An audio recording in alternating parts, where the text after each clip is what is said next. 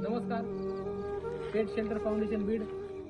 आज आपण पाहू शकताय 3 ते 4 दिवसापासून ही गाय उपचारादरम्यान एकदम खाली पडलेली होती.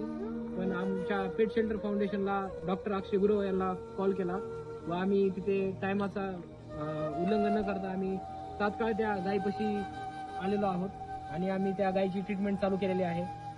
आम्ही कुठल्याही बीड शहरामध्ये कोणत्याही प्राण्याचा ऍक्सिडेंट झाला, कुत्रा असो, मांजर असो, कोणताही जर फिरस्ती प्राणी असेल तर त्याची आम्ही मोफतमध्ये ट्रीटमेंट स्वखर्चात करतो आणि त्या गायीला किंवा कुत्र्याला आम्ही एकदम जीवनदान देण्याचं काम करत आहोत. कृपया करून कुठे काही अडचण आली, कोणता प्राणी जर ऍक्सिडेंट झालेला दिसला तर आमच्याशी संपर्क साधा. आम्ही त्या ठिकाणी तात्काळ उपस्थित राहू.